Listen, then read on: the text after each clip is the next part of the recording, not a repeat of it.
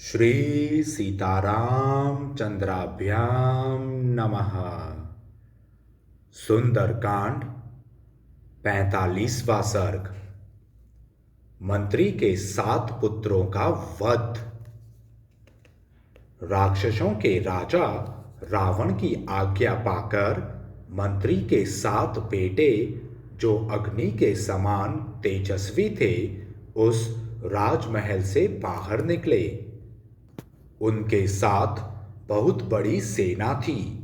वे अत्यंत बलवान, धनुर्धर, अस्त्र वेत्ताओं में श्रेष्ठ तथा परस्पर होड़ लगाकर शत्रु पर विजय पाने की इच्छा रखने वाले थे। उनके घोड़े जुते हुए विशाल रथ सोने की जाली से ढके हुए थे। उन पर ध्वजा पताकाएं फहरा रही थी और उनके पहियों के चलने से मेघों की गंभीर गर्जना के समान ध्वनि होती थी। ऐसे रथों पर सवार हो वे अमित पराक्रमी मंत्री कुमार तपाए हुए सोने से चित्रित अपने धनुषों की टंकार करते हुए बड़े हर्ष और उत्साह के साथ आगे बढ़े।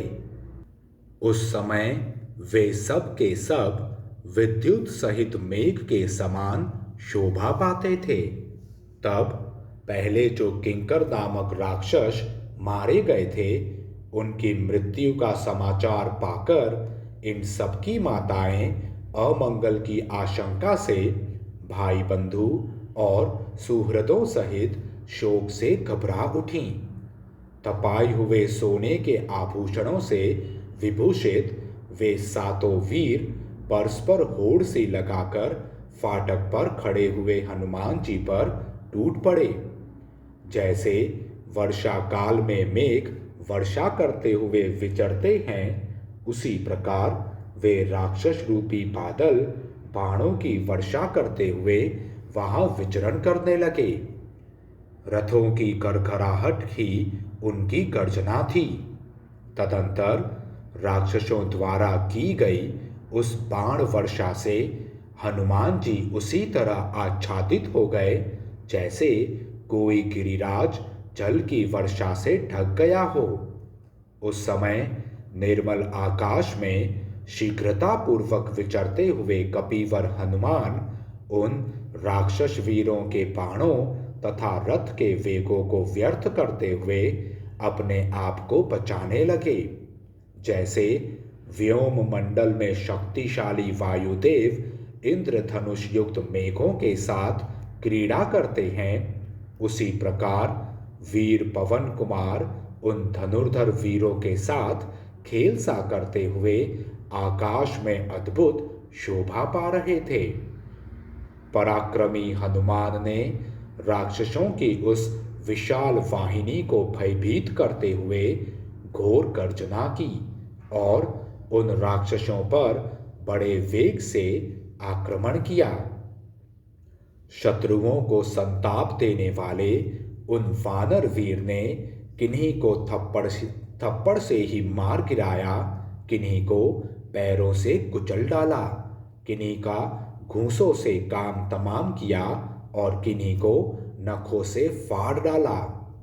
कुछ लोगों को छाती से दबाकर उनका कचूमर निकाल दिया और किन्हीं किन्हीं को दोनों जांघों से दबोच कर मसल डाला।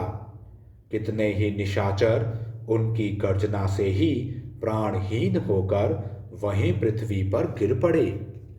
इस प्रकार जब मंत्री के सारे पुत्र मारे जाकर धराशायी हो गए, तब उनकी बची खुची सारी सेना भयभीत होकर दशों दिशाओं में भाग गई।